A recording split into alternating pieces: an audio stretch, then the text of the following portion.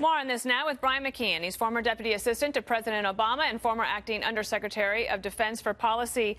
Based on your expertise, sir, what good is a ceasefire if the government then is bombing civilians? And is there anything that can be done sort of immediately beyond this 5 hours that the Russians say they'll allow? Well, the ceasefire obviously is not worth anything at the moment as long as the Syrians are not complying and the Russians are not using any of their leverage over Bashar al-Assad to get the ceasefire working. So for the moment, it's just an empty gesture by the Security Council, and it's going to take pressure from Syria's patron in Moscow to make something happen. Take a listen to Ambassador Frederick Hoff. He was the former envoy to Syria. He was on TV last night.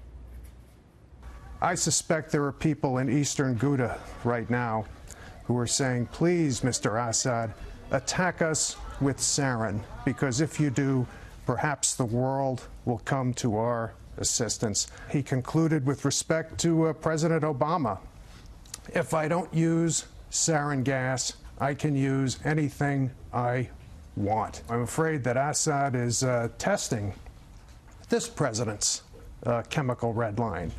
In addition to that, Ziad Alisa, he's a union of medical care and relief organizations. He said this to the New York Times: I am ashamed of the UN Security Council. The most powerful nations in the world are unable to enforce the most basic standards of human rights. Failure to enforce these resolutions calls into question the very reason for this process. They are disconnected from reality. You pointed out that Secretary Tillerson had outlined the administration's goals here. What is the next step, then, if we are to ratchet it up, if we do it all? Yeah, the Secretary gave a pretty good policy speech 5 weeks ago, but the administration needs to back that up with a lot more muscle, both diplomatic muscle and funding on the ground for stabilization in the areas that were liberated by ISIS. But the crisis right now in eastern Ghouta is unspeakable carnage against the civilian population. The Russians and the Syrians, they don't distinguish between the civilians, the moderate opposition, and the terrorist groups. They're going to bomb any targets they see as legitimate. They ran this play in Aleppo 15 to 18 months ago.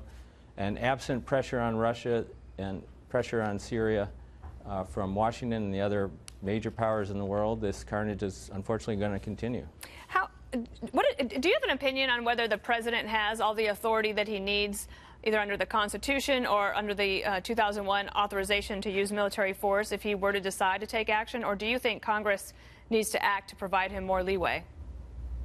I think it would be useful for the Congress to step forward and provide a new authorization for the use of military force generally, both with regard to some of the ISIS branches around the world. We're a long way from 2001 and the authorization after the 9/11 attack, so I think it would be useful for Congress to step in. And the authority vis-a-vis the Syrian regime is not at all clear. The president invoked his Article 2 powers when he used Tomahawk missiles last April after a Syrian chemical attack. Right. Well, we'll see what happens. Brian McKeon, thank you. Thank you.